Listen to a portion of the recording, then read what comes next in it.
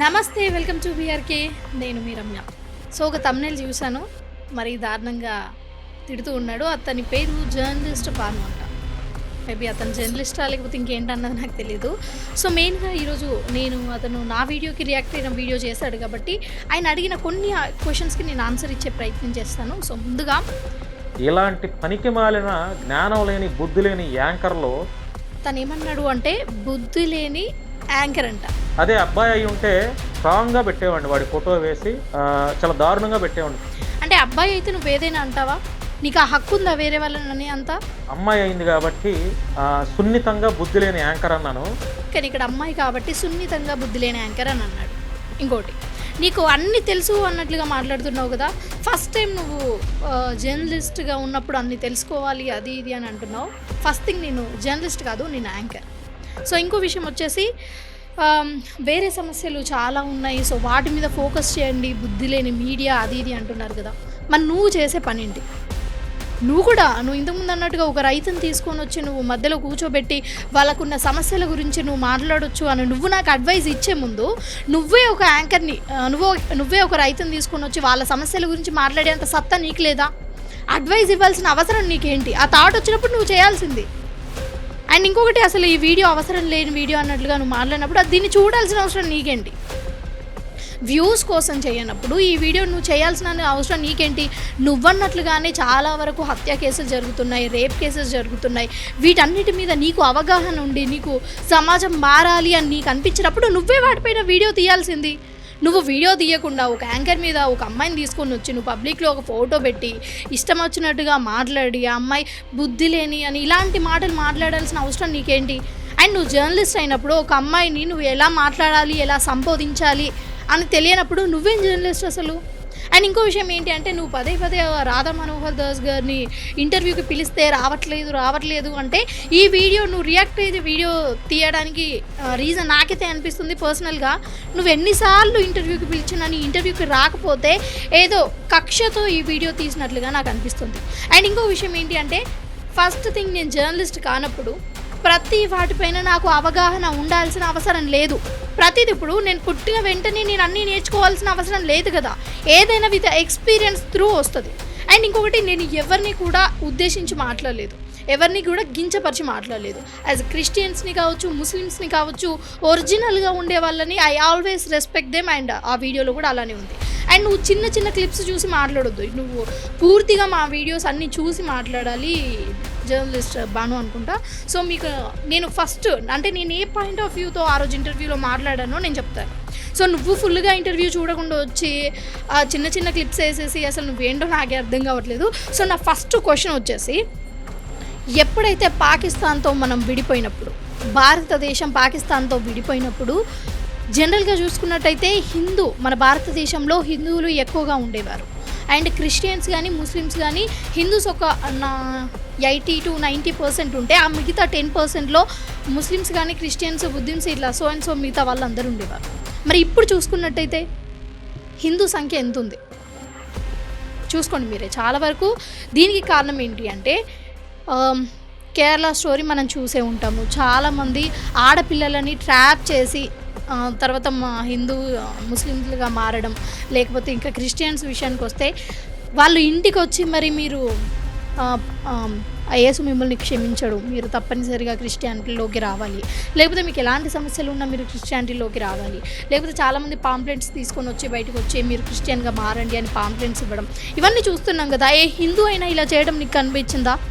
And ఇంకో విషయం ఏంటి అంటే, ఇప్పటి వరకు మనందరికీ తెలుసు భారతదేశంలో హిందువులే ఎక్కువగా మెజారిటీలో ఉన్నప్పుడు మరి ఎందుకు హిందూ టెంపుల్స్ పైన ఎక్కువగా కూడా ముస్లిమ్స్ నుంచి కావచ్చు, లేకపోతే ఇంకెక్కడి నుంచి కావచ్చు ఎందుకు దాడులు జరుగుతున్నాయి?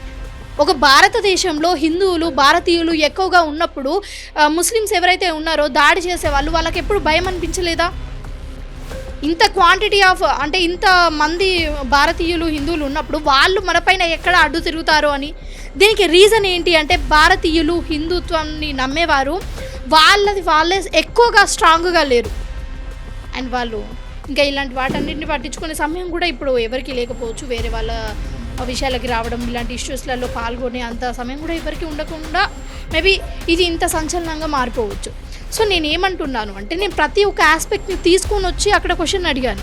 నువ్వు 2-3 క్వశ్చన్లను తీసుకొని వచ్చి అవును ఆఫ్ కోర్స్ నేను గొర్రెలు అన్నాను. బట్ ఎందుకన్నాను, సోషల్ మీడియాలో చాలా వరకు మనం చూసే ఉంటాము. ఈ ముందట కార్ దొరకాలి అంటే కార్ దొరకడం, బంగారం దొరకాలి అంటే బంగారం దొరకడం, లేకపోతే ఒక వాటర్ని ఇలా వేయగానే వాళ్ళు అంగవైకల్యంతో ఉన్న వాళ్ళు వెంటనే మంచిగా అయిపోవడం. నేను ఎవరైతే ఒరిజినల్గా క్రిస్టియన్స్ ఉన్నారో వాళ్ళని నేను పొగిడాను. నువ్వు వీడియో పూర్తి వరకు చూడు, లేకపోతే ఇంకో క్లిప్ ఉంటుంది, ఆ ఇంకో క్లిప్కి చూడు. ఇదేది చూడకుండా నేను ఏదైతే రాంగ్గా పోర్ట్రే అయ్యే విధంగా అన్నానో నువ్వు దాన్ని మాత్రమే తీసుకొని వచ్చి చూస్తే ఇక్కడ ఎవరు చేసేది ఏం లేదు. అండ్ ఇంకొకటి, నువ్వు మాట్లాడేటప్పుడు బుద్ధి లేని యాంకర్స్ మీడియా అని అన్నప్పుడు నేను ఒక్కదాన్నేనా, చాలామంది ఉన్నారు కదా. నేను ఒక్కదాన్ని రాధా మనోహర్ దాస్ని ఇంటర్వ్యూ చేస్తే ఇంకా మా ఛానల్లో చూడు క్రైమ్ గురించి కానీ, ఆత్మహత్యల గురించి, రైతు పడుతున్న బాధల గురించి, అంతెందుకు పాలిటిక్స్లో జరుగుతున్న స్కామ్స్ నుంచి ఈరోజు జరుగుతున్న రేపు వరకు ప్రతి ఒక్కటి మేము కవర్ చేస్తున్నాం.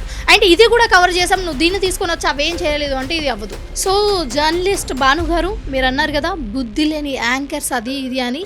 సోషల్ మీడియాలో ఇప్పుడు చాలామంది యాంకర్స్ ఉన్నారు, వాళ్ళకు బుద్ధి లేదు. ఒక పోలీస్ వచ్చి ఏదైనా క్వశ్చన్ అడిగితే ఏం ఆన్సర్ చెప్పాలో కూడా తెలియదు అని.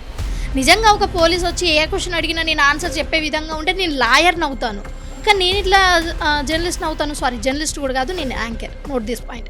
అండ్ ఇంకో విషయం ఏంటి అంటే, నువ్వు ఇప్పుడు యాంకర్స్ని బుద్ధి లేని యాంకర్స్ అని మమ్మల్ని అన్నావు కదా, మీకు ముఖ్యంగా ఉద్దేశించి నా పేరు చెప్పి లేకపోతే నా ఫోటో అక్కడ పెట్టి చెప్పావు కదా.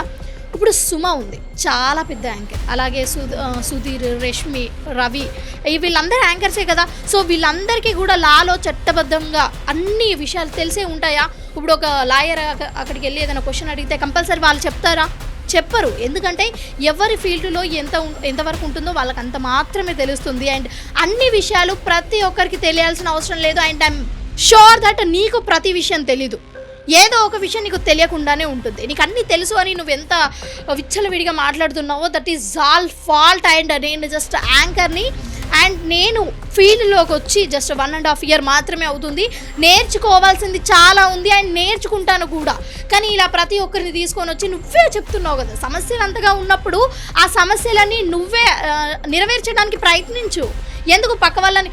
అసలు నువ్వు రాధా మనోహర్ దాస్ని ఇంటర్వ్యూ చేయాలనుకో, అతను రాలేదు, దానికి నా మీద ఎందుకు పడతావయ్యా? అసలు నువ్వు ఒక జర్నలిస్ట్ అని చెప్పుకుంటున్నావు, అసలు ఏ మ్యాటర్ మాట్లాడాలి ఏది మాట్లాడద్దు అనేది నీకే ఒక ఇంకిత జ్ఞానం లేకపోతే, అండ్ నా సెల్ఫ్ రెస్పెక్ట్ దెబ్బతింది. నువ్వు అలా పెట్టాల్సిన అవసరమే లేదు. సో నెక్స్ట్ ఒకసారి మాట్లాడుకున్నట్టయితే, మీరు ఇప్పటికైనా నీకు నిజంగా ప్రజా సమస్యల పట్ల నీకు ఏదైనా భద్రత కానీ బాధ్యత కానీ ఏది ఉన్నా సరే నువ్వు ప్రజా సమస్యల మీద మాత్రమే ఫోకస్ పెట్టు. అంతేగాని అనవసరమైన యాంకర్స్ అందరినీ తీసుకొని వచ్చి మధ్యలో పెట్టి బుద్ధి లేని యాంకర్స్, అబ్బాయి అయితే ఇంకోలాగా తిడతా, అమ్మాయి అయితే ఇంకోలాగా తిడతా అని చెప్పాల్సిన అవసరం నీకు ఏ మాత్రము లేదు. And be in your limits. నువ్వు ఇంతకుముందు చెప్పినట్టు సమాజం చెడిపోతుంది, పాడవుతుంది అంటే దేర్ ఆర్ మెనీ స్కామ్స్. చాలామంది దారుణంగా నడి రోడ్డు మీద హత్య చేస్తుంటారు. అలాగే చిన్న పిల్లలు అని కూడా చూడకుండా రేప్ చేసే వాళ్ళు ఉన్నారు. చేస్తున్నావా నువ్వు వాటిపైన వీడియోస్? చిన్న పిల్లల్ని కూడా రేప్ చేస్తున్నారు, రోడ్డు మీద ప్రయాణిస్తున్న బస్సులో రేప్ చేస్తున్నారు. అలాగే ఆల్రెడీ ట్రావెలింగ్లో ఉన్న ట్రైన్లో కూడా ఒక అమ్మాయిని ఆంధ్రప్రదేశ్లో రేప్ చేసి వెళ్ళిపోయారు. మేము దాన్ని కవర్ చేసాం, నువ్వు చేసావా? సో అంతే, ఇప్పటికైతే నా ఆన్సర్ ఇదే. నీకు నిజంగా దమ్ము ఇంకా ఏదైనా ఉంటే you can come to my office and you can talk to us. మనం డిబేట్లో కూడా కూర్చుందాము, మీకు అంతగా ఆసక్తి ఉంటే, మేము అంతగా తప్పు చేసామని మీకు అనిపిస్తే. సో థ్యాంక్ యూ భాను గారు, ఇప్పటికైనా బీ ఇన్ యువర్ లిమిట్స్ అండి.